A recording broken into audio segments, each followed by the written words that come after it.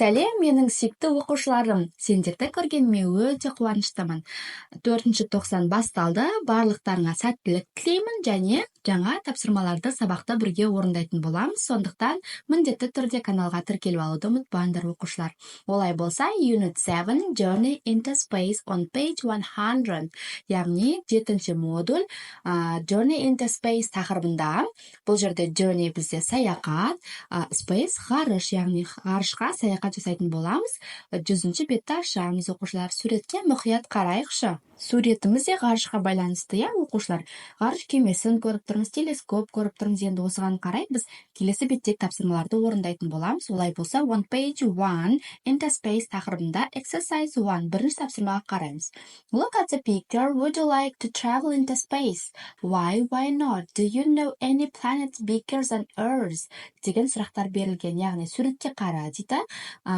Саяхатқа шыққан, яғни ғарышқа саяхаттаған ұнай ма саған дейді. Я болса не үшін, жоқ болса не үшін, соны жазу керек. Және де do you know any planets bigger than Earth дейді.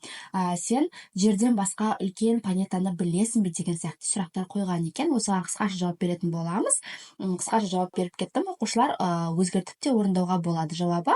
Yes, I like to travel into space because I want to see other planets деген сияқты жауап беріп кеттім. Қысқа әрі нұсқа. Екінші exercise 2. Can you find this in the picture on page 100?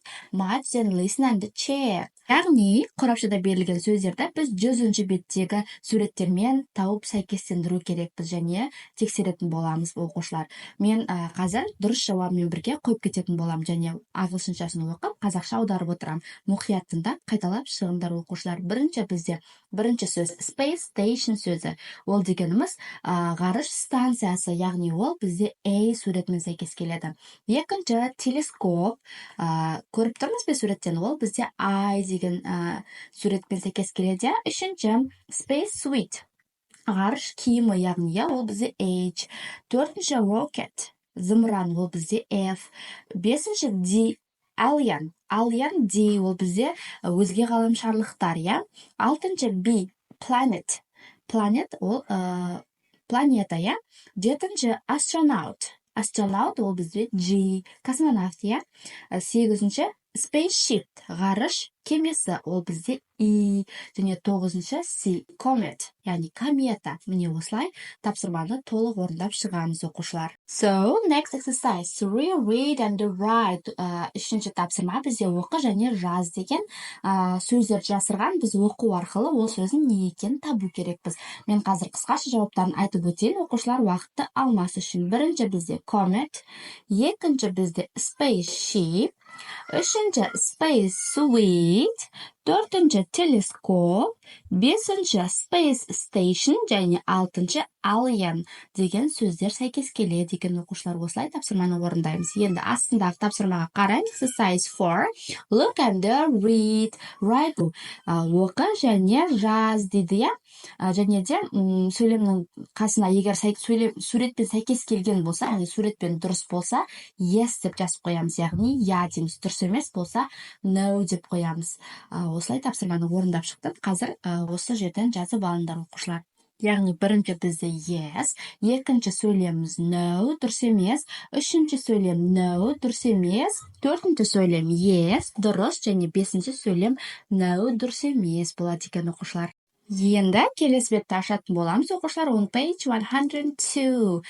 Exercise 5. Listen, point and repeat. Келесі бетте 102-ші бетте 5-ші тапсырма берілген. Тыңда және қайтала дейді. Мына жерде жаңа сөздер жазылған. Жаңа сөздерді қазір қазақшаға аударып оқып шығатын боламыз. Менімен бірге қайталап оқыңдар оқушылар. Бірінші суретте бізде swimming trunks, яғни жүзу киімі ұлдарға арналған, Келесі goggles, жүзуге арналған көзілдірік. Келесі go hiking, жорыққа шығу. Келесі go sightseeing, көрікті жерлерді көру. Келесі go fishing, балық аулау. Buy souvenirs, естеліктер сатып алу. Келесі sunbath күнге қыздырыну. Келесі towel орамал, яғни сүлгі деген сияқты. Келесі sunglasses күннен қорғайтын көзілдірік. Келесі swimsuit яғни жүзу киімі қыздарға арналған. Келесі sunscreen күннен қорғайтын крем. Және соңғысы pack my suitcase шабадан жинау. Міне осыны жаңа сөздерді оқушылар жазып жаттап аламыз. Next, exercise 6. The Zerbe family is visiting us on holiday. What do they want to do?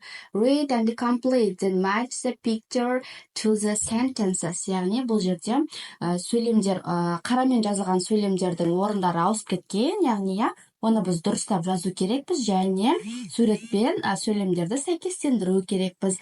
Мен астына жауабын жазып қойдым, оқушылар сол сөздерді орнына қойып жазып өтсеңдер болады. Бірінші бізде B болады, fishing, екінші бізде F болады, souvenirs, үшінші E болады, sightseeing, төртінші C болады, goggles, бесінші D болады, hiking, алтыншы A болады, sunscreen, swimsuit and sunbath. Міне осылай тапсырманы толық орындаймыз. Олай болса, келесі бетті ашамыз. On page 103, study spot ереже берілген. Ережеге мұқият қараймыз, оқушылар. Бұл жерде нені көріп тұрмыз? Сұраулы сөйлемді көріп тұрмыз. Яғни, мына жерде сұрақтар берілген.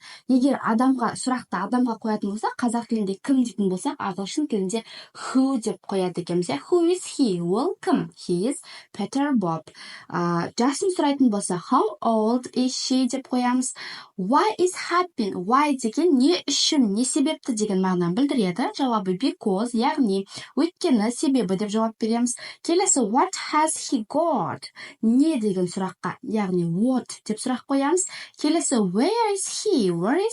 Яғни where деген қайда деген сұраққа сұрақ қоямыз. Және ең соңғы when is he leaving? When деген қашан деген сұрақты білдіреді, оқушылар. Міне осы ережені мұқият жаттап алсаңдар, өте оңай болады, балалар. Енді осыған қарай біз астындағы тапсырмаларды орындайтын боламыз. Exercise 7. Flap is getting ready for holiday. Read and complete the dialogue. Екі адамның диалогы берілген, және ол жерде сұраулы сөйлемдер қалып кеткен. Біз сөйлемнің мағынасына қарай, жауабына қарай сұрақты өзіміз дұрыс нұсқасымен қойып, мына жерге дұрыс жауаптарын жазып кеттім. Оқушылар қазір оқып беретін боламын. Бірінші, why are you so happy, Flop? Екінші сұрақ, where are you going? Үшінші, who are you going with? Төртінші, how many days are you staying? Бесінші, what do you want to do there? Алтыншы, when are you leaving? Деген сұрақтарды қойып жазып шығамыз, оқушылар.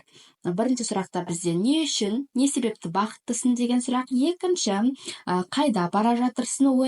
Үшінші, who, кіммен бірге бара жатырсың? Төртінші, how many, қанша күн ол жерде қаласың? Бесінші, what do you want to do there? Ол жерде не істейсің? Және алтыншы, қашан қайтасың, яғни қашан келесің деген, when, қашан деген сұрақтар қойылған екен, оқушылар. Міне толық осы тапсырмаларды орындап шығамыз. Түсінбеген жерлер болса комментарияға жазып кетеміз. Келесі кездескенше сау болыңдар.